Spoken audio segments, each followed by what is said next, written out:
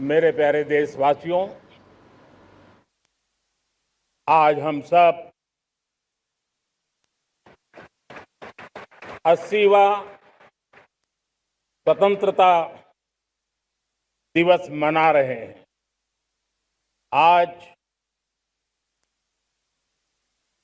हर दिलों की धड़कन वंदे मातरम के नाद से गूंज रही। आज हर घर तिरंगा है, हर मन तिरंगा है और देश उत्साह और उमंग के साथ नए संकल्पों को लेकर के आज आगे बढ़ रहा है। आप सबको स्वतंत्रता दिवस की बहुत बहुत शुभकामनाएं।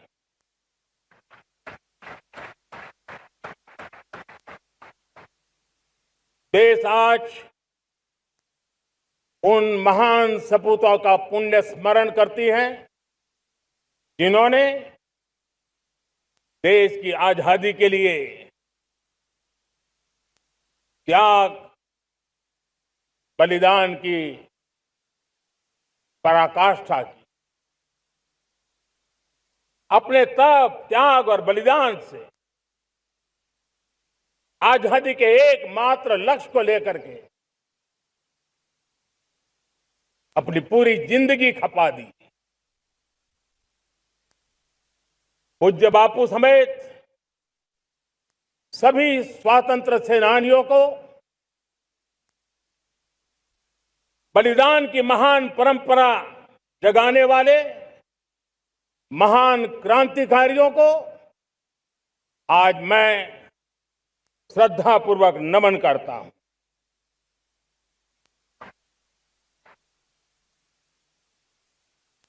आज जो इस समारोह में उपस्थित है, उन सब के लिए आज एक ऐतिहासिक पल भी है।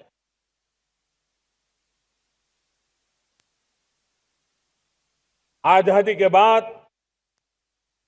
15 अगस्त को लाल किले पर पहली बार वंदे मातरम गूंज रहा है।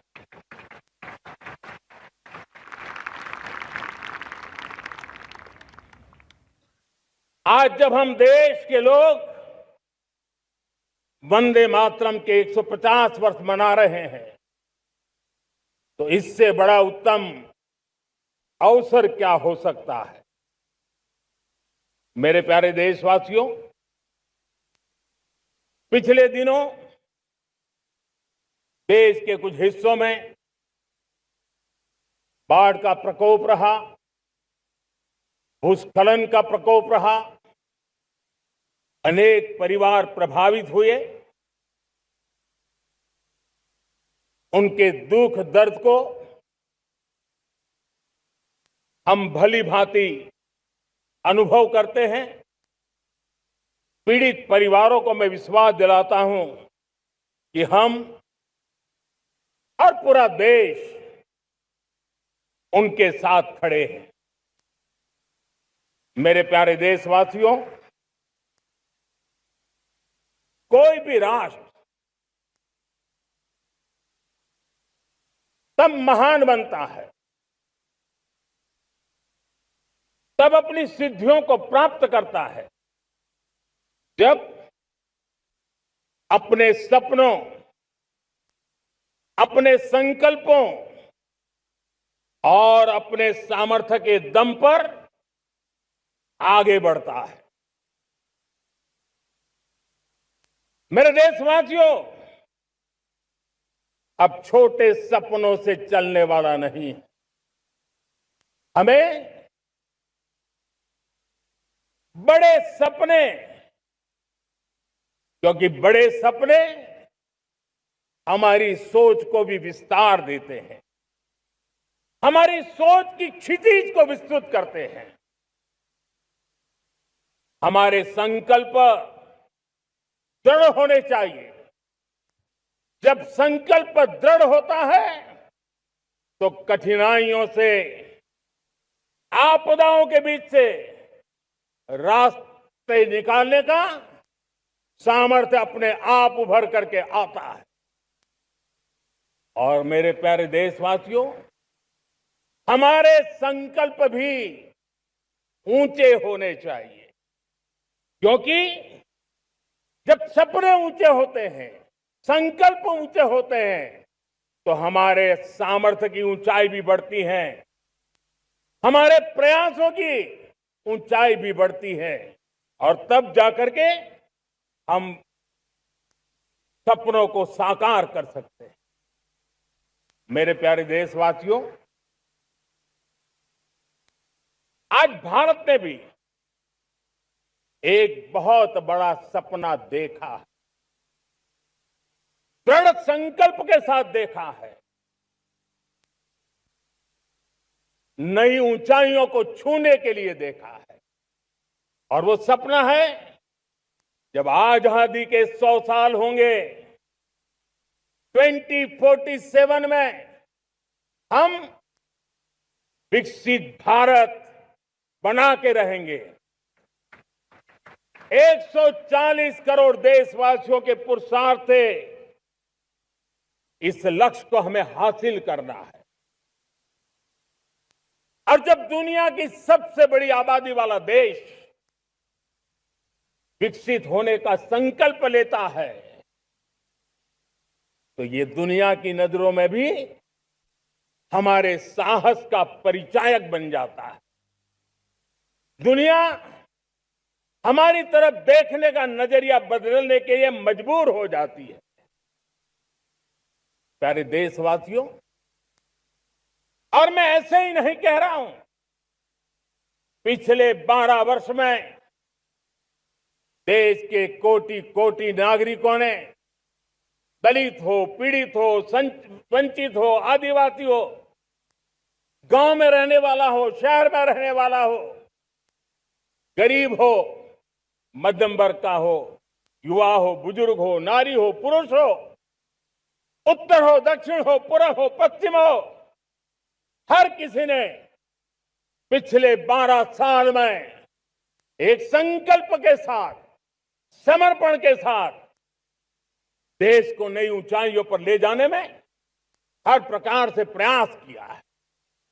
मैं उनके इस प्रयासों का आदरपूर्वक स्वीकार करता, और उसी का परिणाम है कि इतने कम समय में 25 करोड़ देशवासी गरीबी को परास्त करके गरीबी से बाहर निकले हैं। इन्हीं देशवासियों का प्रयास का परिणाम है कि हम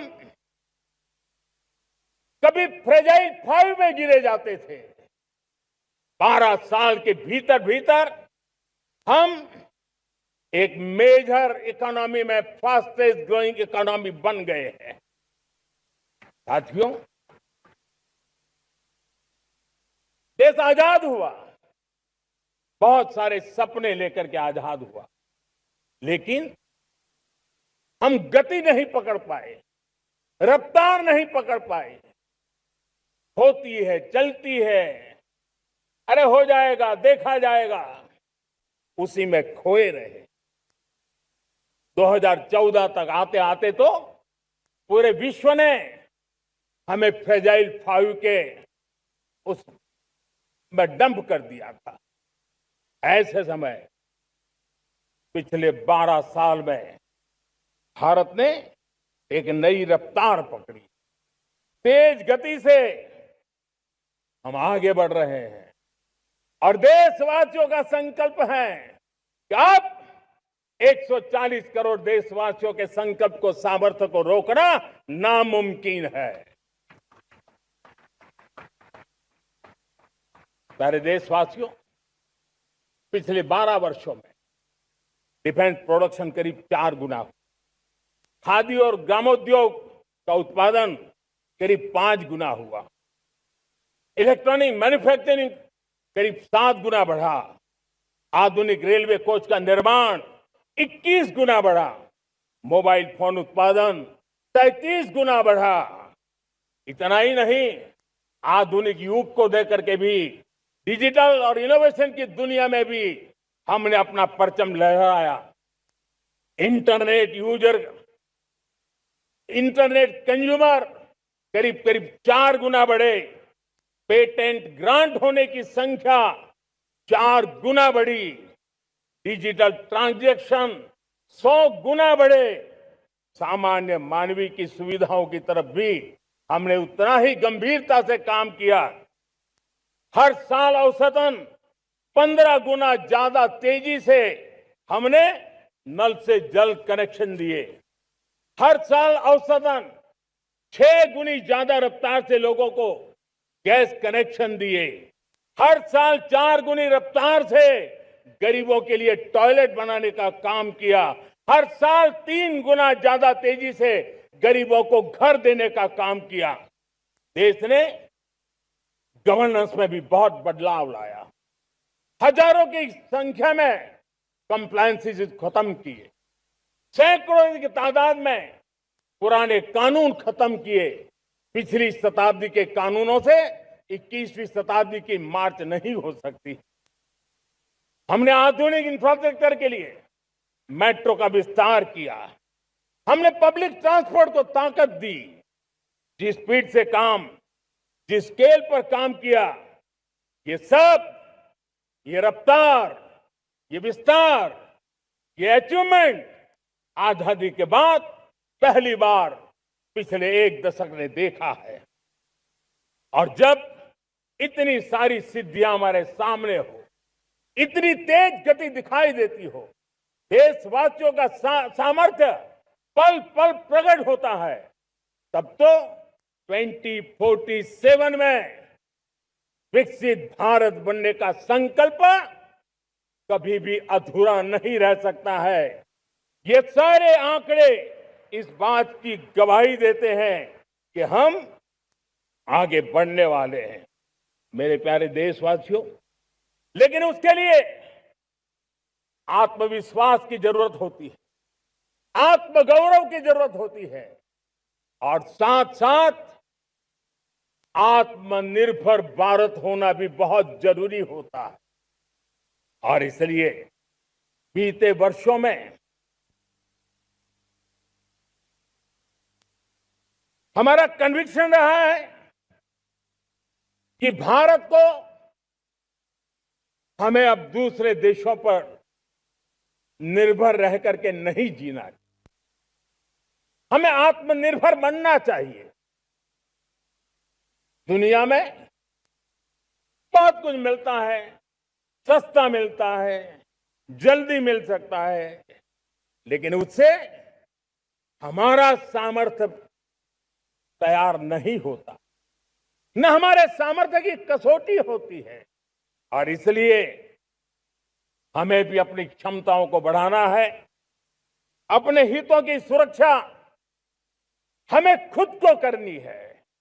और इसलिए आत्मनिर्भर भारत का संकल्प बहुत दृढ़ता के साथ हम लेकर के आगे बढ़ रहे हैं।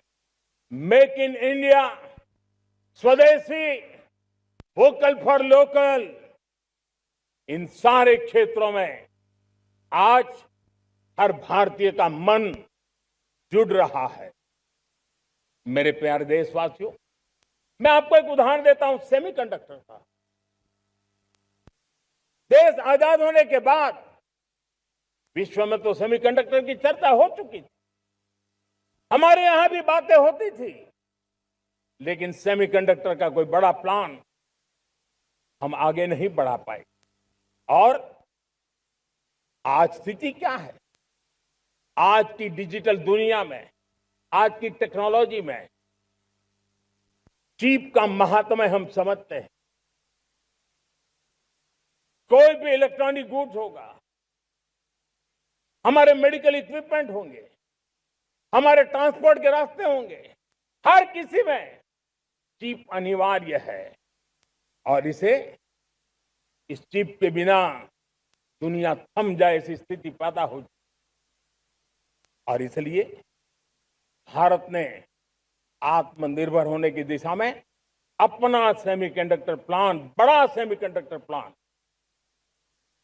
3 सेमीकंडक्टर प्लांट शुरू हो चुके हैं और मुझे बताया गया है कि वहां जो प्रोडक्शन हो रहा है वो एक्सपोर्ट होना शुरू हो चुका है। और मैं देशवासियों को कहना चाहता हूं, आने वाले 7-8 वर्ष में और 5, 7 या 8 सेमीकंडक्टर प्लांट बहुत ही जल्द शुरू होने वाले।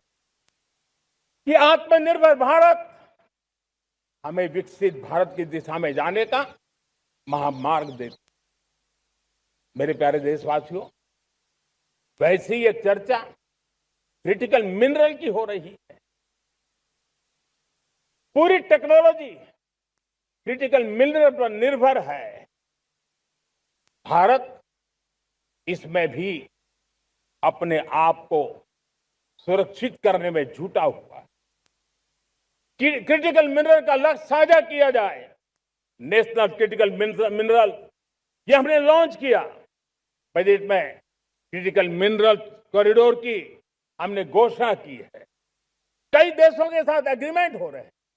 विश्व के कई देश अब इस क्रिटिकल मिनरल के विषय में भारत के पर भरोसा करने लगे हैं। मेरे प्यारे देशवासियों, जैसे सेमीकंडक्टर की बात हो, क्रिटिकल मिनरल की बात हो, वैसे ही जिस टेक्नोलॉजी की दिशा में हम जा रहे हैं, दुनिया जा रही है, उसमें एनर्जी का महत्व और बढ़ता चला जा रहा है। अब एनर्जी के बिना भी नई दुनिया को चलाना मुश्किल है और इसलिए हमें चिप हो, एआई हो, डेटा सेंटर हो, हमें बहुत बड़ी मात्रा में बिजली की जरूरत होगी।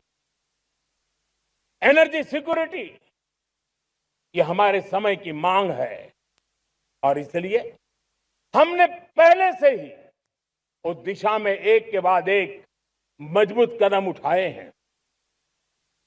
एनर्जी सिक्योरिटी का एक बड़ा माध्यम है परमाणु ऊर्जा, न्यूक्लियर एनर्जी। हमने पार्लियामेंट में शांति एक्ट पास कर करके एक नए लक्ष्य तरफ जाने का रास्ता तय कर लिया है। 2047 तक हम 100 गीगावाट न्यूक्लियर पावर का लक्ष्य लेकर के चल रहे हैं। इसी एक दशक में हम 5 नए न्यूक्लियर रिएक्टर शुरू करने का लक्ष्य लेकर के चल रहे हैं।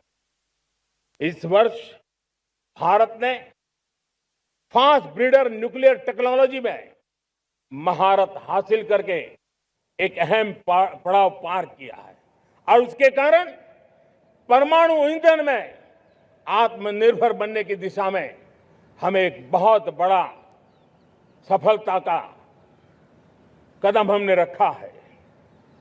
मेरे प्यारे देशवासियों, कई बार संसाधनों की कमी के कारण देश रुकता नहीं है, लेकिन रुकने का कारण सोच की सीमाएं होती हैं। जब सोच बंध जाती है, सीमाओं में सड़ने लग जाती है, तब हम अपने सामर्थ्य को भी पहचान नहीं पाते हैं। देश को आज कच्चे तेल पर निर्भर रहना पड़ रहा है और हमारी गलत सोच के कारण है। आप जान के हैरान हो जाएंगे, हमने समुद्री तट पे 99% हमारा समुद्री तट का पूरा हिस्सा ऐसी सोच के कारण नो गो एरिया घोषित करके रखा था। हमने ही समंदर के अंदर जाकर के एक्सप्लोरेशन न करने का निर्णय कर लिया था। ये सोच का दारिद्र्य था। हमने फैसला किया ये नहीं चल सकता। हमने उस 99% को जो कभी नो गो एरिया हुआ करते थे, हमने उसको गो एहेड एरिया के रूप में खुला कर दिया है। और अब हम समुद्र के भीतर भी एक्सप्लोरेशन करने की और नए नए भंडार खोजने की दिशा में हम प्रवृत्त हैं, हम प्रयास कर रहे हैं। हमने पिछले वर्ष उसी दिशा में एक महत्वपूर्ण कदम रखते हुए समुद्र मंथन की घोषणा की थी और पिछले दिनों हमने 85,000 करोड़ रुपए इस काम के लिए आवंटित करके काम को गति देने का निर्णय कर लिया है। मेरे प्यारे देशवासियों, एनर्जी सिक्योरिटी, इसका मैंने कहा कि हमें ऑल्टरनेट स्रोतों की तरफ भी पूरी शक्ति लगाना बहुत जरूरी है और इसलिए ऊर्जा का सही इस्तेमाल बढ़ाते हुए भारत इसी दिशा में आज तेजी से काम कर रहा है। 2014 से पहले, मतलब आज से 12 साल पहले, हमारे देश में सिर्फ 70 शहरों में पाइप से गैस की व्यवस्था थी, पाइप से गैस डिस्ट्रीब्यूशन होता था। 12 साल में इन 70 शहरों को हमने 700 शहरों तक पहुंचा दिया है। ये होती है रफ्तार, ये होता है विस्तार। 2014 के पहले मुश्किल से 20-22 लाख घरों में पाइप से गैस पहुंचता था। आज 2.25 करोड़ घरों में पाइप से गैस पहुंचाने का काम हो रहा है। 12 वर्ष पहले देश में सोलर एनर्जी की कैपेसिटी सिर्फ 2 गीगावाट थी। 2 गीगावाट, आज 160 गीगावाट हमने प्राप्त किया है लक्ष्य। मेरे प्यारे देशवासियों, मैं एक और जानकारी देता। हमने इसका लाभ देश के मध्यम वर्ग को, सामान्य परिवार को मिले, इस तरफ भी उतना ही ध्यान केंद्रित किया।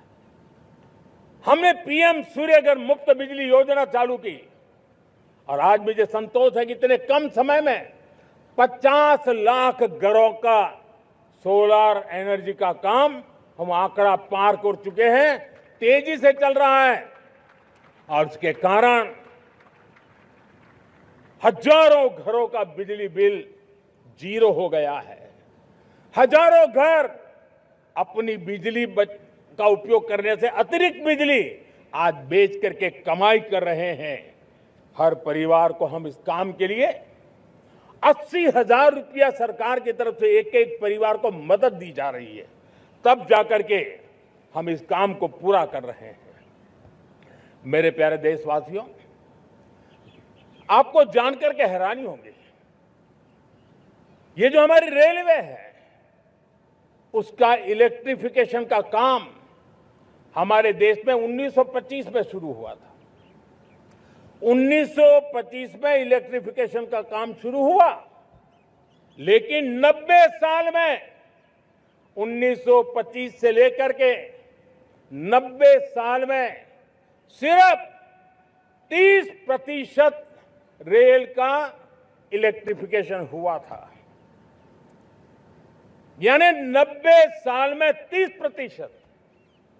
हमारी रफ्तार देखिए, लक्ष्य को पाने के लिए हमारी दौड़ देख लीजिए। हमने इन एक दशक के अंदर 100% काम पूरा कर दिया। 90 साल में 30%, 10 साल में 70%, ये होता है काम। और इसके कारण डीजल जो हमें बाहर से लाना पड़ता है उसकी बचत हुई, बिजली से हमारी ट्रेनें चली, पर्यावरण को फायदा होने लगा। मेरे प्यारे देशवासियों, हम यहां से नहीं रुके हैं, हम दुनिया के अंदर पीछे रहना नहीं चाहते। पिछले दिनों आपने खबर सुनी होगी, भारत ने ईंधन का नया क्षेत्र को भी छू लिया है। देश ने पहली हाइड्रोजन से चलने वाली ट्रेन शुरू कर दी है और मुझे खुशी है, ये सबसे लंबी ट्रेन है और सबसे ताकतवर ट्रेन है और दुनिया में हाइड्रोजन ट्रेन के क्षेत्र में भी भारत ने अपना झंडा गाड़ दिया है। प्यारे देशवासियों, पिछले 10-12 साल हम लगातार 2047 के लक्ष्य को पाने के लिए दौड़ रहे हैं, एक के बाद एक सोपान सिद्ध कर रहे हैं। हमने सोचा भी नहीं था कि हमें इसमें भी कुछ मुसीबतों का झेलना पड़ेगा। पिछले 10-12 वर्ष में कितने संकटों का सामना करना पड़ा। कोरोना जैसी वैश्विक महामारी ने पूरी दुनिया को चिंता में डाल दिया था, सारी व्यवस्थाएं चरमरा गई थी। कोरोना से बाहर निकले, युद्ध की विभीषा की खबरें आने लगी, कहीं यूक्रेन तो कहीं पश्चिम एशिया, हर जगह पे तनाव का माहौल। और पता नहीं भविष्यवेत्ताओं ने तो न जाने क्या क्या घोषणाएं कर दी थी। देश को डराना, देश को भयभीत रखना, देश को चिंतित रखना, इसी में कुछ लोगों को आनंद आता है।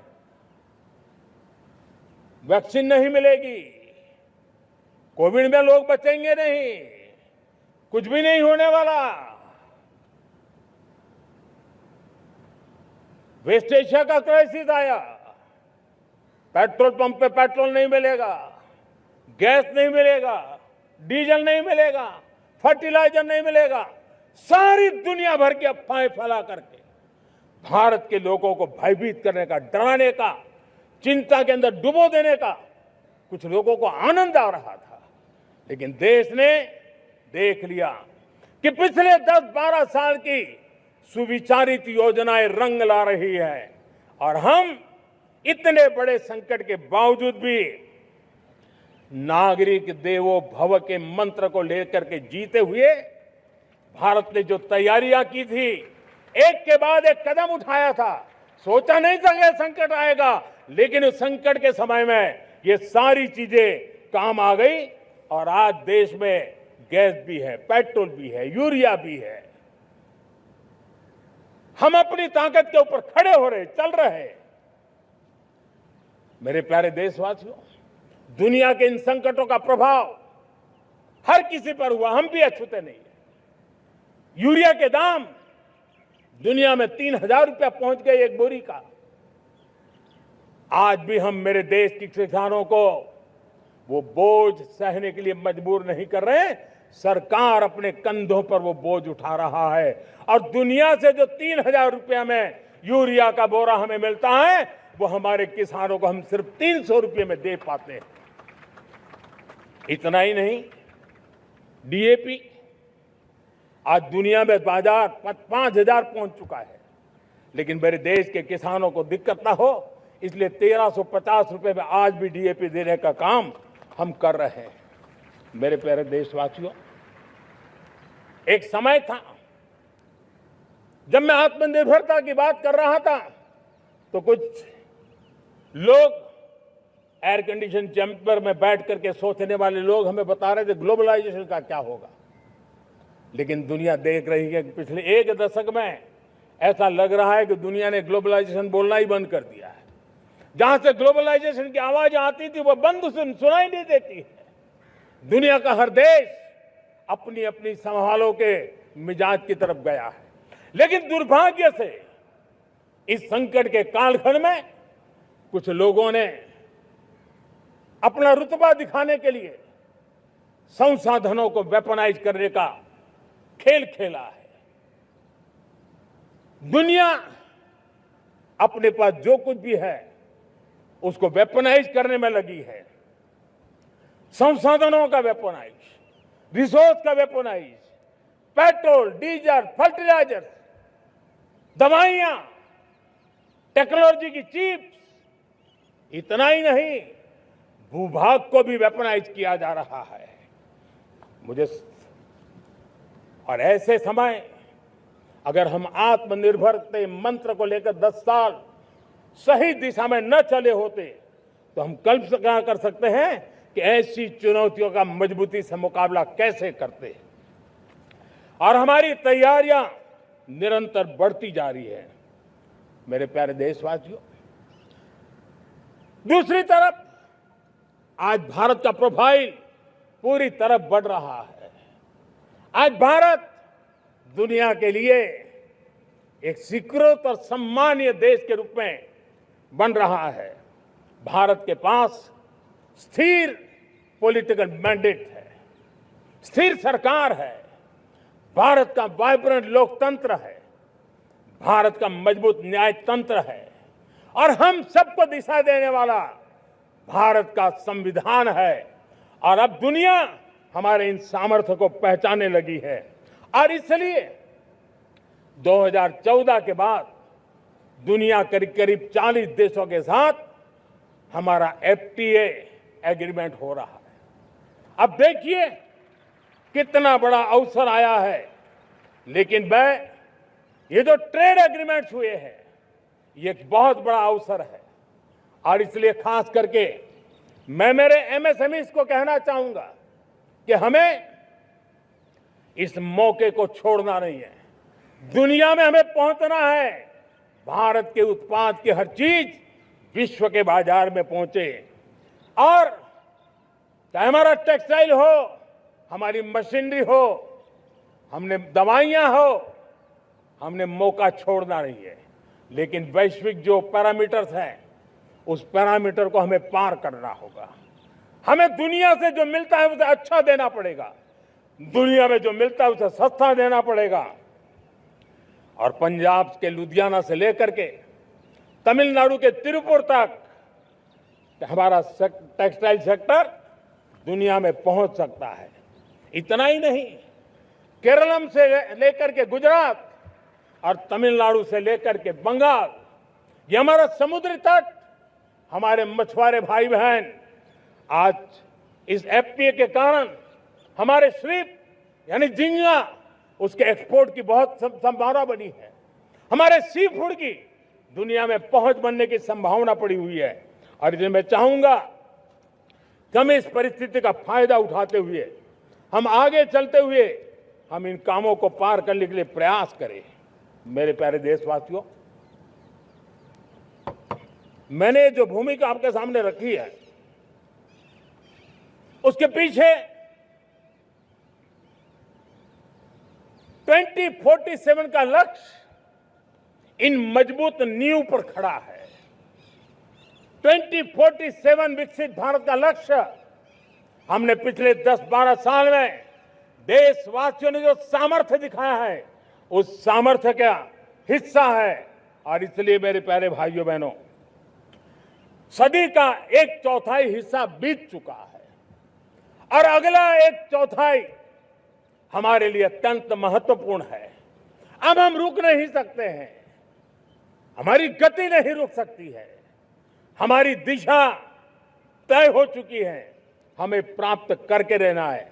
और इसके लिए हमें अपना वर्क कल्चर बदलना होगा। हमारे वर्क कल्चर को बदलते हुए हमें हमारी सोच को भी बदलना होगा, हमें हमारे काम की गति को भी बदलना होगा। जो काम पिछले 5-7 दशक में नहीं हुए हैं, वो काम हमें आने वाले 5-7 साल में करने हैं। और मेरा भरोसा है मेरे देश की युवा शक्ति पर, मेरे देश के नौजवानों पर, मेरे देश की माताओं को बहनों पर, मेरे देश के किसानों पर, मेरे देश के मजदूरों पर कि हम इस सपने को साकार कर सकते हैं। और इसलिए हमें रिफॉर्म की गति को भी आगे बढ़ाना है। और जब मैं रिफॉर्म की बात कर रहा हूं, रिफॉर्म नहीं हमारे लिए कोई कंपल्सन है, नहीं रिफॉर्म ये हमारे के लिए कोई बजबड़ है। हमारे लिए रिफॉर्म ये कन्विक्शन है।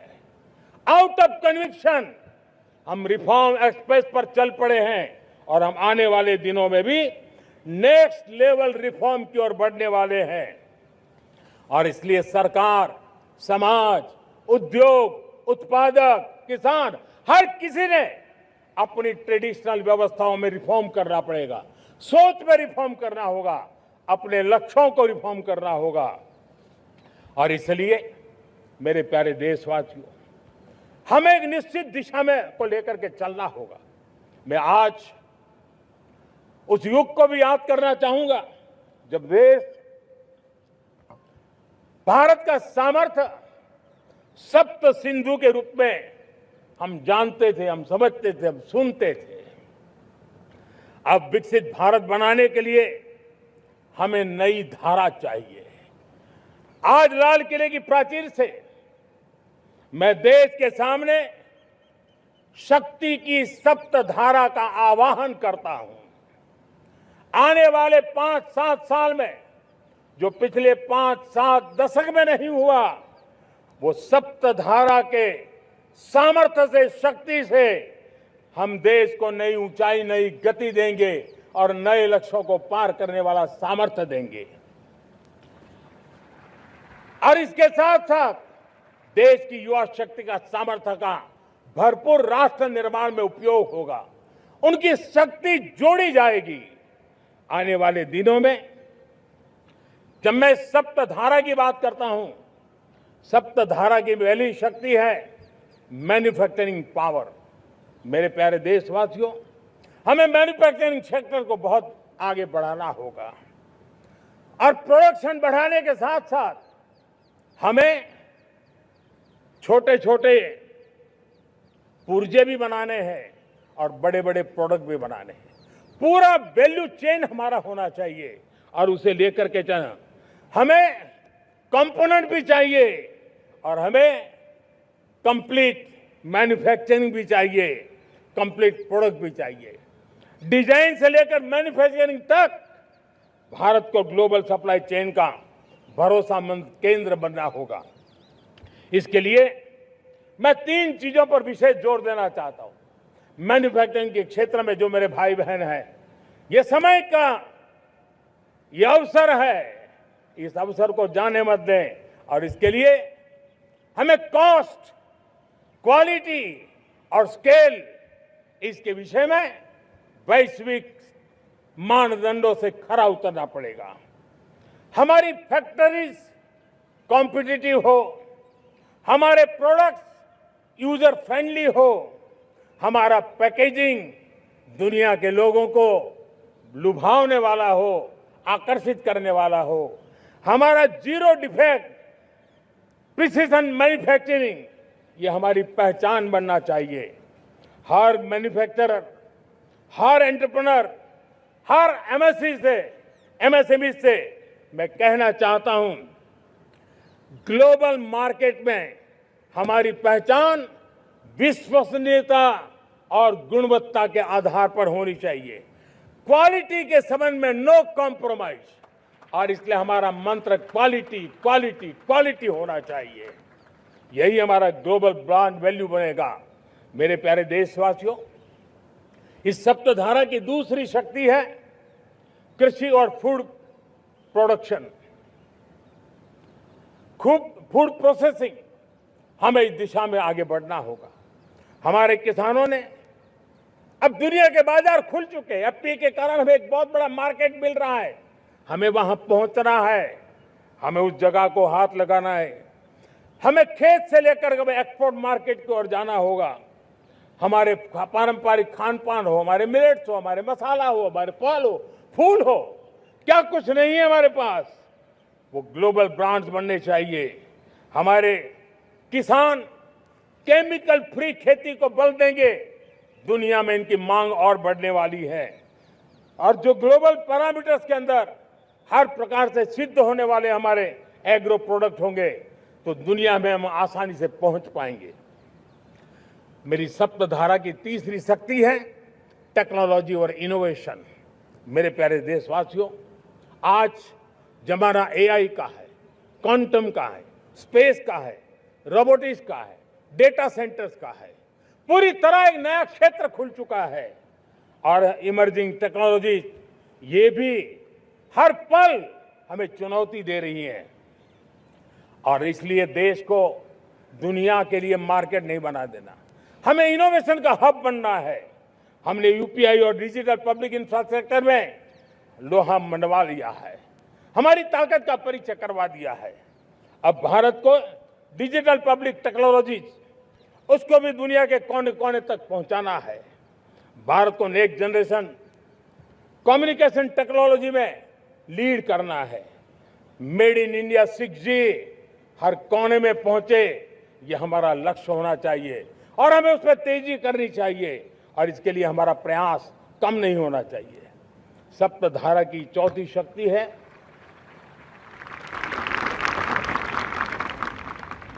गति शक्ति। ये गति शक्ति देश के अंदर सीमलेस फास्ट कनेक्टिविटी पर हमें बल देना होगा। शहरों को हाई स्पीड रेल से हमें जोड़ना होगा।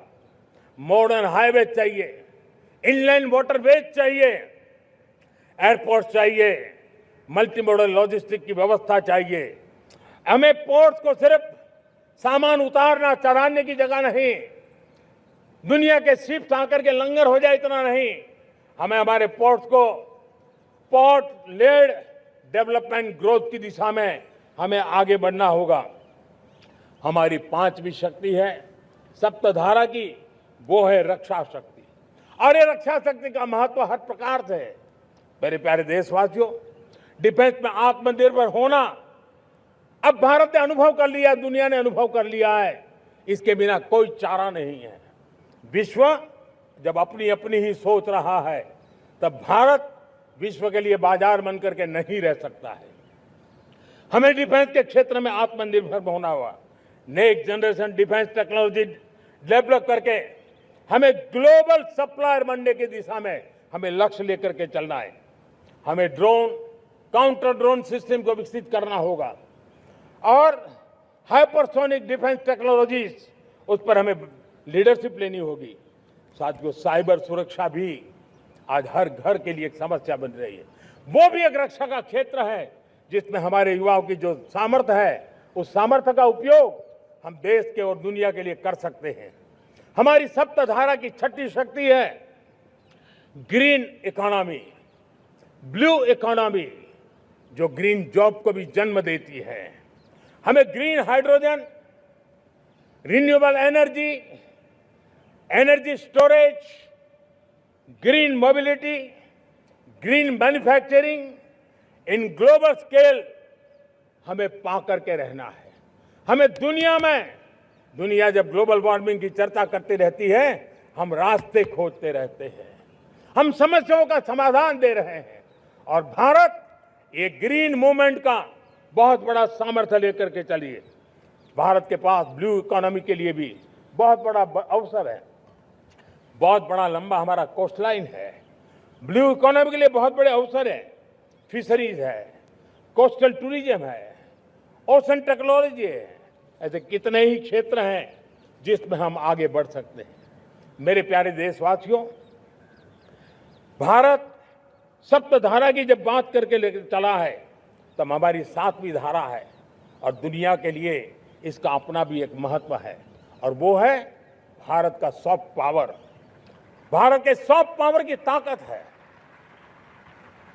आज योग ने पूरी दुनिया को भारत के साथ जोड़ के रखा हुआ है। योग दुनिया के लिए एक ऊर्जा बनता जा रहा है, भारत के लिए विश्वास का बड़ा कारण बनता जा रहा है। जिस भारत के पास आस्था के केंद्र हो, जिस भारत के पास आयुर्वेद हो, जिस प्रकार से भारत के पास होलिस्टिक हेल्थ केयर की व्यवस्था हो, हील इन इंडिया का मूवमेंट हो, हम दुनिया के अंदर हमारे सामर्थ्य को लेकर के जा सकते हैं। हैंडीक्राफ्ट हो, संस्कृति हो, हमारी फिल्में हो, हमारा क्रिएटिव वर्ल्ड हो, वीएफएक्स हो, हमारा एनिमेशन हो, हमारी गेमिंग हो, डिजिटल कंटेंट हो, क्रिएटिव वर्ल्ड के अंदर भारत अपना रुतबा दिखा सकता है। हमने उसको वैश्विक सामर्थ्य के रूप में विकसित करना होगा। आज भारत ने वेव समिट को एक बहुत बड़ी ताकत दी है। दुनिया धीरे धीरे भारत का ये जो world audio visual and entertainment summit है, उसकी राह देखता रहता है और वो भारत के सॉफ्ट पावर को, भारत के क्रिएटिव दुनिया को परिचित करेगा। मेरे प्यारे देशवासियों, भारत के पास विशाल वन्य संपदा है। हमारे पास 100 से ज्यादा नेशनल पार्क है, क्षमता बहुत है, लेकिन विदेशी टूरिस्टों को आकर्षित करने में हम कम पड़े हैं। हमें मौका है हमारे सॉफ्ट पावर के माध्यम से दुनिया के टूरिस्टों को भारत के लिए आकर्षित करने का। हमारा सामर्थ्य हमें दुनिया को दिखाना है। हम ये काम आरा से करें और हम जल्द से जल्द हम इन लोगों आज दुनिया में स्पोर्ट्स की जो है वो भी एक बहुत बड़ा भारत के प्रति आकर्षण का केंद्र। दुनिया के स्पोर्ट्स इवेंट भारत में क्यों ना हो। कॉन्स्टेंट इकोनॉमी बहुत बढ़ रही है, देश के नौजवानों का आकर्षण है। विश्व का हर कोई कलाकार चाहता है कभी न कभी भारत की धरती पर अपना कॉन्सर्ट करे। ये एक बहुत बड़ा अवसर है, हमें इसको मोबिलाइज करने के लिए व्यवस्थाएं खड़ी करनी होगी। साथियों, सप्तधारा की इन 7 शक्तियां उद्देश्य सिर्फ एक सेक्टर में प्रगति करने का नहीं है। एक होलिस्टिक अप्रोच के साथ हमें राष्ट्र को जो लक्ष्य लेकर के हम चल रहे हैं, जो एम्बिशन लेकर के चल रहे हैं, उस स्केल को हमें पार करने की दिशा में काम करना है। मेरे प्यारे देशवासियों, कुछ चीजें मैंने बताई हैं, लेकिन मैं इससे भी आगे सोचता हूं। मैं जरा देश को झकझोरना चाहता हूं, मैं देश की शक्ति को भी झकझोरना चाहता हूं। देश यानी सिर्फ सरकार नहीं होती है, देश यानी हर नागरिक जुड़ता है। क्या हम सोच नहीं सकते कि फॉर्च्यून 500 की चर्चा तो बहुत सुनते हैं, आने वाले एक दशक में इन फॉर्च्यून 500 में 50 कंपनियां भारत की क्यों न हो, ये लक्ष्य हमारा क्यों न होना चाहिए। आज बैंकिंग सेक्टर फल फूल रहा है। दुनिया की टॉप बैंक के अंदर भारत की बैंक का झंडा भी क्यों न फहरता हो। भारत की बैंक भी टॉप बैंक 5 बैंक में भारत की भी एक बैंक होनी चाहिए। भारत की फार्मा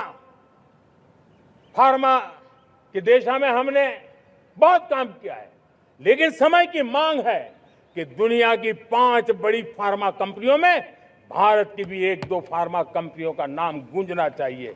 भारत उसमें अपना स्थान बनाना चाहिए। लॉ फर्म्स होते हैं, रेटिंग एजेंसी होती है। क्या समय की मांग नहीं है कि ग्लोबल लीडरशिप अब हमारे हाथ में होनी चाहिए? टैलेंट है, सामर्थ्य है, हमारा लंबा इतिहास भी है, भाषाओं पर हमारा प्रभुत्व है, हमें विश्व में पहुंचना चाहिए। हमारी कोई कंसल्टिंग फर्म, अकाउंटिंग फर्म दुनिया के टॉप फर्म्स के अंदर क्यों नहीं होनी चाहिए? भारत की टेक्नोलॉजी कंपनियां दुनिया के अंदर सिरमौर हो, ये हमारा लक्ष्य होना चाहिए। हमारे ऐसे ब्रांड हो जिससे दुनिया आकर्षित होती हो, हमारे ब्रांड हमारे देश की पहचान हो और विश्व के लिए एक डेस्टिनेशन बन जाए, उस दिशा में हमें काम करना है। और इसके लिए मैं राज्य सरकारों को कहना चाहता हूं, मैं स्थानिक स्वराज की संस्थाओं को कहना चाहता हूं, भारत सरकार का भी यह दायित्व है कि हमें हमारे रिफॉर्म की गति बढ़ानी होगी। हमें 2047 के लक्ष्य के अनुरूप हमारी व्यवस्थाओं को विकसित करना होगा। हमें बीते हुए काल के नीति नियमों से नहीं चल सकते, हमें आने वाले सपनों के हिसाब से नीति नियमों को गढ़ना होगा। और इसको अगर हम करेंगे तो मुझे पूरा विश्वास है और मैं देशवासियों को भरोसा देता हूं, इसी रास्ते मेहनत में कोई कमी न करते हुए हम विकसित भारत का सपना पार करके रहेंगे। हमें सबको मिलकर के चलना है, केंद्र सरकार हो, राज्य सरकार हो, इंडस्ट्री हो, हम सब ने मिलकर के आगे बढ़ना है। हमें रिफॉर्म्स करते रहना है, रिफॉर्म्स को आगे बढ़ाते रहना है। और मैंने पहले भी कहा था, हम रिफॉर्म कंपल्सन से नहीं, कन्विक्शन से कर रहे हैं, लक्ष्य को प्राप्त करने के लिए कर रहे हैं। मेरे प्यारे देशवासियों, जब मैं विकसित भारत की बात कर रहा हूं, देश को तेज गति से आगे बढ़ाने की बात कर रहा हूं, उसका सबसे बड़ा लाभार्थी कौन है? इन सारे प्रयासों का सबसे बड़ा साधक कौन है? अगर साधक है तो मेरे देश का युवा है, मेरे देश की युवा शक्ति है। विकसित भारत की यात्रा में युवाओं की बहुत बड़ी भूमिका है। इतना ही नहीं, विकसित भारत का सबसे बड़ा लाभार्थी भी मेरे देश का युवा है। और इसलिए हमें विकसित भारत के लक्ष्य को युवाओं के साथ जोड़ करके आगे बढ़ाना है। युवाओं हमारी सर्वोच्च प्राथमिकता के साथ हमें आगे बढ़ना है। साथियों, पिछले 10-12 साल में उस दिशा में बहुत कुछ हुआ है। स्टार्टअप इंडिया अभियान, आज पूरे देश में 2.5 लाख से ज्यादा रजिस्टर्ड स्टार्टअप बन गए। देश के नौजवान खुद तो काम कर रहे हैं, अनेकों को रोजगार दे रहे हैं। 1 लाख करोड़ रुपया इनोवेशन फंड भारत सरकार ने घोषित किया है। मैं देश को, नौजवानों को कहना चाहता हूं, आप अपने सपनों को लेकर के आइए, संसाधनों की कमी नहीं रहने देंगे। 1 लाख करोड़ रुपया आपके दिल दिमाग को सामर्थ्य देने का एक व्यवस्था हमने कर दी है। रिसर्च के नए अवसर मिले, डिजिटल इंडिया के नए सस्ते डेटा, ये युवाओं को सशक्त किया। दुनिया में सस्ता डेटा कहीं है तो भारत की धरती पर है, और देश के नौजवानों को नई ताकत दी है। स्किल इंडिया हमने नेशनल प्रोग्राम बनाया है। स्पेस सेक्टर को हमने ओपन कर दिया। नेशनल ड्रोन पॉलिसी हमने बनाई है। खेलो इंडिया पॉलिसी बनाई है। 35 वर्षों तक एजुकेशन पॉलिसी नहीं थी, नई एजुकेशन पॉलिसी लेकर के आए हैं, और इसका फायदा मिडिल क्लास के परिवारों को हुआ है। साथियों, 2004 से 14 आंकड़ा मुझे देना चाहिए आपको। 2004 से 14 हमारे देश में 350 से भी कम यूनिवर्सिटी थी, और आज 10-12 साल के भीतर भीतर करीब 650 नई यूनिवर्सिटी जुड़ चुकी है। करीब 1000 का आंकड़ा हम पहुंच रहे हैं। 2014 के पहले मेडिकल की सिर्फ 400 सीटें हुआ करती थी, आज करीब 850 सीटें मेडिकल की हो रही है। इतना ही नहीं, अब विदेशी यूनिवर्सिटी भी भारत की धरती पर आ रही है। भारत के अंदर विदेशी यूनिवर्सिटी की डिग्री मेरे नौजवान को मिले, इसका प्रबंध भी हो चुका है। हमारे देश के युवा मन बचपन से ही टेक्नोलॉजी की तरफ आकर्षित हो, उस दिशा में हम काम कर रहे हैं, और इसलिए हमने करीब 10,000 से अधिक अटल टिंकरिंग लैब छोटे छोटे बच्चों के हवाले कर दी है, ताकि उनका इनोवेशन और टेक्नोलॉजी के अंदर उनका मन बने। 12 वर्ष युवा, हमने अनेक रास्ते खोले। हम स्टार्टअप ओपन कर दिया। आपने देखा होगा, भारत के प्राइवेट स्टार्टअप 28 साल की एवरेज उम्र के बच्चों ने, नौजवानों ने दुनिया में पहले ही ट्रायल में अपना सैटेलाइट लॉन्च कर दिया और रॉकेट लॉन्च कर दिया। उन्होंने बहुत बड़ा काम कर दिया साथियों। आज करीब 2.5 लाख से ज्यादा रजिस्टर्ड स्टार्टअप है। हमने पिछले दिनों एआई इंपैक्ट समिट किया था। एआई का विस्तार बहुत तेजी से बढ़ रहा है। लाल किले से मैं देश के नौजवानों के लिए घोषणा करना चाहता हूं। हमने तय किया है कि आने वाले 1 वर्ष में 1 करोड़ युवाओं को एआई स्किल के लिए ट्रेनिंग देने का हम काम करेंगे, ताकि हमारा देश का नौजवान एआई की दुनिया में भी नेतृत्व करने का सामर्थ्य। मेरे साथियों, बायो इकोनॉमी एक नया क्षेत्र है। एक समय था 2014 के पहले सिर्फ 60,000 करोड़ रुपए का बायो इकोनॉमी का काम होता था। मेरे देश के नौजवान, आपने क्या कमाल कर दिया है। देखिए, नीतियां जब सही होती है, लक्ष्य जब साफ होता है, तो मेरे देश के नौजवान कैसा करके थे। बायो इकोनॉमी में देश की युवा शक्ति ने सामर्थ्य दिखाया। 2014 के पहले जो 60,000 करोड़ का कारोबार था, आज वो कारोबार बायो इकोनॉमी 20 लाख करोड़ पहुंच चुकी है। दोस्तों,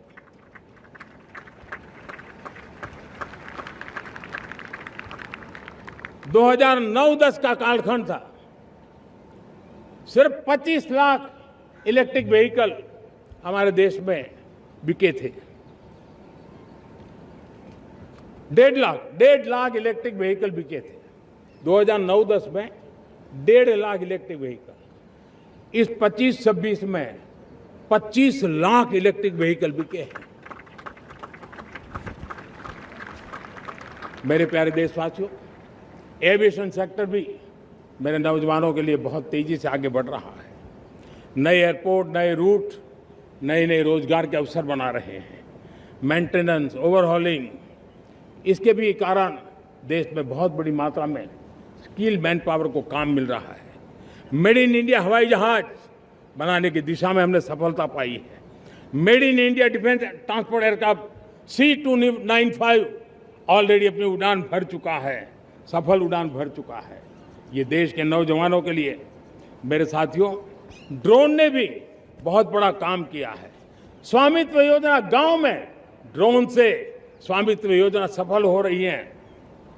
करीब 3.25 करोड़ परिवारों को स्वामित्व योजना का लाभ मिला है और इसके कारण 140 लाख करोड़ रुपए जैसी संपत्ति अनलॉक हुई है, जिसके कारण बैंक से लोन मिल सकता है, लोग अपना कारोबार कर सकते हैं।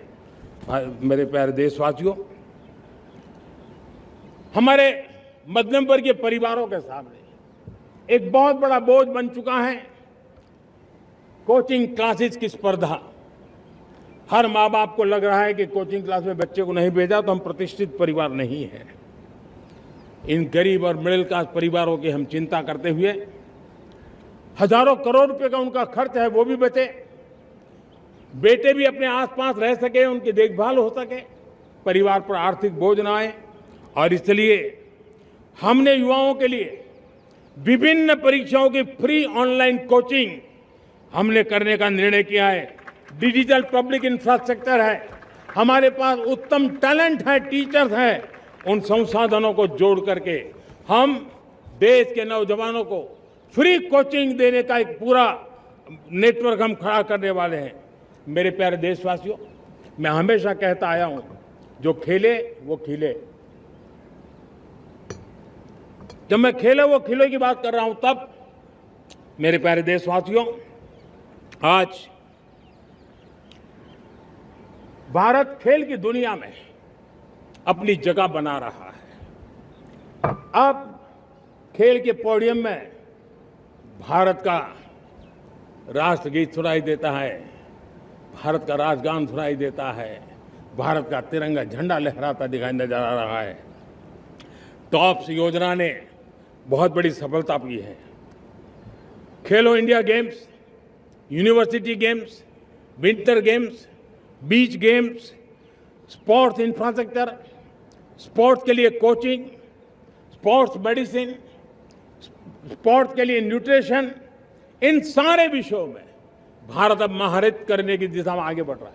नौजवानों के लिए पूरा नया क्षेत्र, खिलाड़ी न बन सके तो उसकी सपोर्ट सिस्टम में भी बहुत बड़ा क्षेत्र खुल रहा है।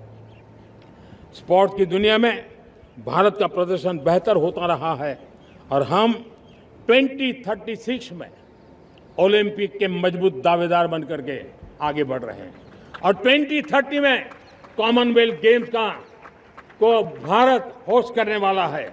और मेरे साथियों,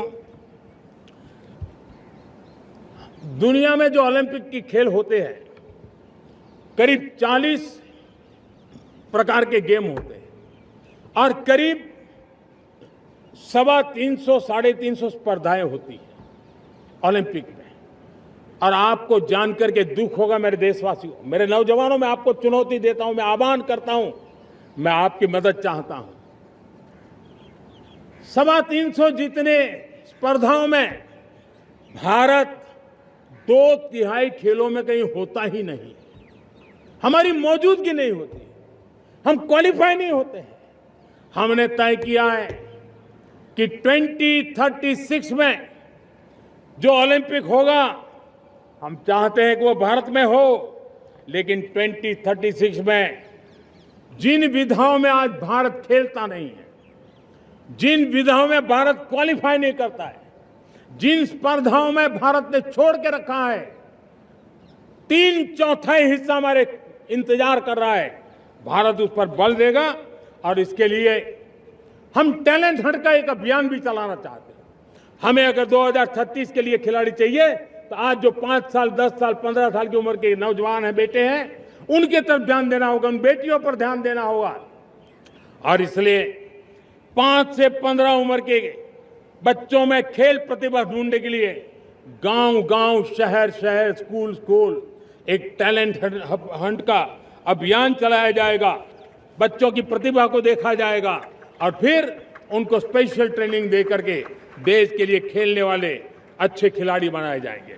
मेरे प्यारे युवा, देश के सामने, देश के नौजवानों के सामने नशा एक बहुत बड़ा संकट बनता जा रहा है। नशा मुक्त भारत ये हम सबका सामूहिक दायित्व होना चाहिए। हमारे उज्जवल भविष्य के लिए हमारी युवा पीढ़ी मजबूत हो, हमारा युवा सामर्थ्य हमारे देश के लिए काम आए, इसलिए नशा मुक्त भारत। पिछले दिनों माय भारत के वॉलंटियर्स ने, देश के एनजीओ ने, देश के सामाजिक सांस्कृतिक संगठनों ने, देश के आध्यात्मिक पुरुषों ने मिलकर के नशा मुक्त भारत का 100 सप्ताह का एक कार्यक्रम तय किया है। 100 सप्ताह तक एक अभियान चलने वाला है। मैं हर परिवार को कहना चाहता हूं कि आप भी इस अभियान का हिस्सा बने, आप इसके साथ जुड़िए और देश के नशा मुक्त भारत के सपने को पूरा करने के लिए आप आगे आइए। मेरे प्यारे देशवासियों, 21वीं सदी में दशकों पुरानी जो चुनौतियां हैं, उन चुनौतियों को खत्म करना बहुत अनिवार्य है। नक्सलवाद, माओवाद लाखों युवाओं के भविष्य को तबाह कर दिया। अनेक माताओं के दुधमल नौजवानों को छीन लिया, बर्बाद कर दिया। हर मां बाप के सपनों को चूर चूर कर दिया।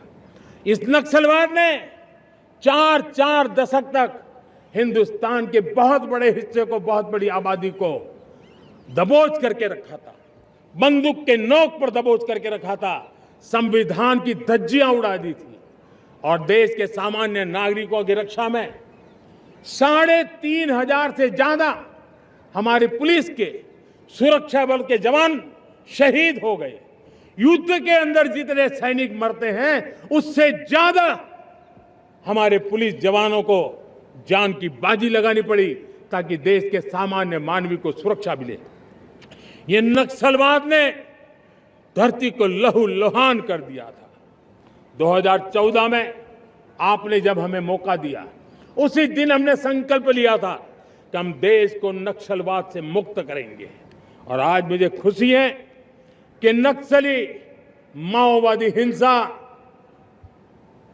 आखिरी सांस भी शायद रहने की अब तो ताकत नहीं रही है। पूरी तरह उसे खत्म करने की दिशा में जहां पर कभी नक्सलवादियों की गोलियां चलती थी, जहां पर कभी धरती रक्त रंजित रहा करती थी, आज उसी नक्सल क्षेत्रों में, उसी इलाकों में नक्सल मुक्त होने के कारण विकास, विश्वास और प्रयास का तिरंगा लहरा रहा है। मेरे प्यारे देशवासियों, लेकिन इस चुनौती को हमने कम नहीं आंकना है। इस चुनौती से हमें और भी सावधान रहने की जरूरत है। वर्षों तक देश की सत्ता में माओवादी सोच के लोग गलियारों में अपनी जगह बना करके बैठे थे। सरकारी कमेटियों में सलाहकार के रूप में भी ये माओवादी सोच ने नीतियों को प्रभावित किया था। मेरे प्यारे देशवासियों, जंगलों में हमें हथियारी नक्सलों का खात्मा बुलाने में, उस संकट से देश को मुक्त कराने में सफलता मिली है। लेकिन हथियारी नक्सल तो गए, लेकिन दिमागी नक्सल, ये दिमागी नक्सल मौके की तलाश में है। हिंसा, अराजकता के वो रास्ते खोज रहे हैं, समाज को गलत राह पर घसीटने के लिए भांति भांति के दांव कर रहे हैं। इन दिमागी नक्सलियों को पहचानना होगा, इन दिमागी नक्सलियों को आइसोलेट करना होगा और राष्ट्र को विकसित राष्ट्र बनाने की मुख्य धारा की ओर देश की युवा पीढ़ी को जोड़ना होगा। मेरे प्यारे देशवासियों, सुरक्षित भारत बनाना हम सबका दायित्व है। चुनौती सीमा के भीतर हो या सरहद से बाहर, भारत हर परिस्थिति के लिए तैयार है। आज युद्ध का नेचर बदल रहा है।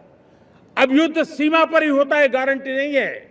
आज युद्ध सीमा के अंदर, कहीं रिफाइनरी पे जाकर के, कहीं बैंकिंग सेक्टर को जाकर के, कहीं डेटा सेंटर को जाकर के, एक प्रकार से लड़ाई का नया रूप, इंफ्रास्ट्रक्चर तोड़े जा रहे हैं, फैक्ट्रियां तोड़ी जा रही है। हमने मिशन सुदर्शन चक्र की पिछले सालों घोषणा की थी, बहुत तेजी से उस पर काम चल रहा है। आज डिफेंस एक्सपोर्ट हमारा करीब 50 गुना बढ़ा है। करीब 100 देशों में हमारे अस्त्र शस्त्र पहुंच रहे हैं। वैश्विक पटल पर भारत की प्रतिष्ठा धीरे धीरे बढ़ रही है। बदलते हुए समय में अस्त्र शस्त्र की तरफ काम करना है, सैन्य बलों का सामर्थ्य बढ़ाना है, लेकिन साथ साथ नागरिकों को भी तैयार करना होगा। पिछली शताब्दी के युद्धों के अनुरूप जो सिविल डिफेंस की व्यवस्थाएं हमारे देश में विकसित हुई है, वो कालबाह्य हो चुकी है। और इसलिए मैं आज लाल किले से घोषणा कर रहा हूं कि हम आने वाले दिनों में सिविल डिफेंस का एक वाइब्रेंट नेटवर्क खड़ा करेंगे। आधुनिक व्यवस्थाओं से उनको परिचित कराएंगे। आधुनिक संकटों से नागरिकों को रक्षा करने की क्या व्यवस्था हो सकती है, एक बहुत बड़ा वॉलंटरी फोर्स सिविल डिफेंस का आधुनिक चुनौतियों को पार करने वाला हम बनाने वाले हैं। मेरे प्यारे देशवासियों, राष्ट्र के निर्माण में आज हमारी बहनों बेटियों का योगदान हम सब के लिए बहुत बड़ा प्रेरणा का कारण बना हुआ है। फाइटर जेट हो या सिविल एविएशन, हमारी बेटियां सबसे आगे दिखाई दे रही है। खेलकूद का मैदान हो, हमारी बेटियां आगे दिखाई दे रही है। स्टेम एजुकेशन में भर्ती होने की प्रक्रिया हो, सबसे ज्यादा हमारी बेटियां आगे दिख रही है। आज सेना में भी एनडीए से जो बच्चियां निकली हैं, वो बड़े रौब के साथ देश की सेना का नेतृत्व करने का सामर्थ्य दिखाने लगी है। मेरी बेटियों की ताकत कैसी है। मैं पिछले दिनों साणंद में एक सेमीकंडक्टर प्लांट में गया। वहां आदिवासी बेटियां, देश के अलग अलग कोने से आई हुई बेटियां काम कर रही थी। वो उस गांव से आई थी जिन्होंने पासपोर्ट क्या होता है पता तक नहीं था। वो बेटियां विदेशों में गई, ट्रेनिंग लेकर के आई और आज चिप निर्माण का काम कर रही है और बड़े कॉन्फिडेंस, मैं जो उनका कॉन्फिडेंस देखा, मैं सचमुच में बहुत प्रभावित हुआ था। आज 3 करोड़ बहनों को हमने लखपति दीदी बनाने का लक्ष्य तय किया था, उसको पार कर लिया था। अब हम 6 करोड़ लखपति दीदी बनाने के लक्ष्य को लेकर के आगे बढ़ रहे हैं। 3 करोड़ नई लखपति दीदी बनना मतलब ग्रामीण अर्थव्यवस्था में बहुत बड़ा बदलाव मातृशक्ति के द्वारा आने वाला है। मेरे प्यारे देशवासियों, आज पंचायतों में, नगर पालिका में, महानगर पालिका में बहुत बड़ी मात्रा में हमारी महिलाएं जनप्रतिनिधि बनकर के देश का मार्गदर्शन कर रही है, समस्याओं का समाधान कर रही है, बहुत ही सक्षम नेतृत्व दे रही है। और इसी को ध्यान में रखते हुए हमने पार्लियामेंट में नारी शक्ति वंदन अधिनियम पारित किया था, लेकिन किसी न किसी कारण से राजनीति के अखाड़े में पिछले 40 साल से ये सपना हमेशा राजनीतिक अखाड़े का शिकार हो गया है। मैं देश के सभी राजनीतिक दलों से आज लाल किले की प्राचीर से तिरंगे झंडे की छाया में खड़े होकर के प्रार्थना करता हूं, आग्रह करता हूं, आइए उन महिलाओं के सामर्थ्य के पुजारी बनिए, उन महिलाओं के सम्मान में आगे आइए और जल्द से जल्द हमारी माताओं बहनों को 33% विधानसभा और लोकसभा में उनको प्रतिनिधित्व मिले, वे भारत की नीति घड़तर के अंदर अपना योगदान दे। समय की मांग है और मैं सभी राजनीतिक दलों से फिर से आग्रह करता हूं, आइए महिला आरक्षण लागू करके महिला सम्मान में आप भी जुड़िए, आप भी यश लीजिए, आप भी क्रेडिट लीजिए, लेकिन मेरी माताओं बहनों को हक दीजिए। मेरे प्यारे देशवासियों, विकसित भारत का संकल्प तभी पूरा होगा जब विकास अंतिम व्यक्ति तक पहुंचेगा। 2014 से पहले सिर्फ 25 करोड़ लोगों के पास सोशल सिक्योरिटी का कवर था, सिर्फ 25 करोड़ के पास। साथियों, पिछले 5-7 दशक में सिर्फ 25 करोड़, हमने एक दशक के भीतर भीतर 100 करोड़ देशवासियों को सोशल सिक्योरिटी का कवच दिया है। आयुष्मान भारत योजना से 70 साल की उम्र के बुजुर्गों से भी आज 5 लाख रुपए तक मुफ्त दवाई की व्यवस्था हो रही है। करोड़ों करोड़ों परिवारों को इसके कारण बहुत बड़ी सुविधा मिली है। और इस आयुष्मान कार्ड के कारण 2 लाख करोड़ रुपया जो दवाई और ऑपरेशन के पीछे खर्च होना था, वो मेरे परिवारों के बच्चे हैं। वो गरीब परिवार है, वो मध्यम वर्ग के परिवार है, उनको इतनी बड़ी। मेरे प्यारे देशवासियों, आज मुझे एक काम के लिए आपकी मदद चाहिए।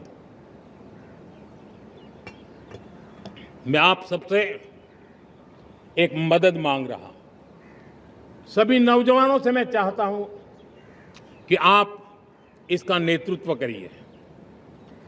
आपका 1 या 2 घंटे देश को बहुत बड़ी शक्ति देने वाले हैं। आपको लगेगा 1-2 घंटे में मैं देश की क्या शक्ति, मैं बताता हूं। आप बहुत बड़ी शक्ति बनने वाले हैं और इसलिए हर घर में वातावरण बने। इन दिनों देश में जनगणना का काम हो रहा है, सेंसस का काम हो रहा है, गिनती चल रही है। और गिनती सिर्फ आंकड़ों से बात बनती नहीं है, उसकी बारीकियों से नीतियां बनती हैं, योजनाएं बनती हैं। देश आगे बढ़ने की अपनी रूपरेखा तैयार करता है और इसलिए सटीक जानकारियां होना बहुत जरूरी है। कभी कभी जो सरकार की तरफ से प्रतिनिधि आते हैं वो इतनी जल्दी में होते हैं, कभी स्पेलिंग एक लिख देते हैं, कभी अलग लिख देते हैं और इसके कारण अल्टीमेट परिणाम हमें सही मिलने में दिक्कतें आती हैं।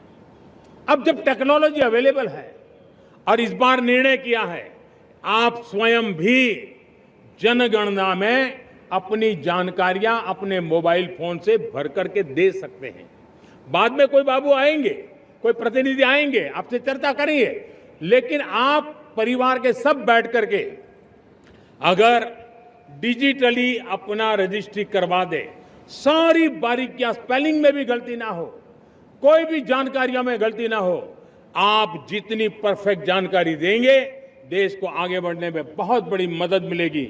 और इसलिए मैं देश के नौजवानों को कहता हूं कि आप अपने परिवार के लोगों को बिठा करके पूरे फॉर्म को समझिए। पहले कागज पे फॉर्म को भर दीजिए, कोई गलती है तो करेक्ट कर लीजिए और फिर टेक्नोलॉजिकली उसको डिजिटली इसको अपलोड कर दीजिए। आप देखिए इतना बड़ा काम देश कर लेगा और देश का समय और शक्ति सही काम के लिए उपयोग आएगा। और इसलिए मेरे देश के नौजवानों को जनगणना के इस काम में सक्रियता से जुड़ने के लिए मैं आग्रह करता हूं। मेरे प्यारे देशवासियों, मैंने लाल किले से पंच प्राण की बात कही थी।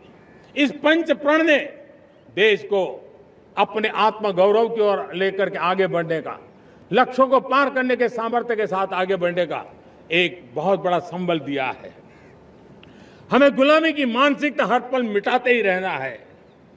जिस भारत का सपना नेताजी सुभाष चंद्र बोस ने देखा था, बाबा साहब आंबेडकर ने देखा था, पंडित नेहरू ने देखा था, सरदार पटेल, भगत सिंह, सुखदेव राजगुरु ने देखा था, डॉक्टर श्यामा प्रसाद मुखर्जी ने देखा था, भगवान बिरसा मुंडा ने देखा था, ज्योतिबा फुले ने देखा था, उन सब से प्रेरणा लेकर के हम आगे बढ़े। इस संकल्प को हम दोहराए, स्वयं से ऊपर राष्ट्र का हित हो, स्वयं से ऊपर राष्ट्र का हित हो और कर्तव्य ही हमारी पहचान हो। मैं सभी देशवासियों से कहूंगा, समय हमारा है।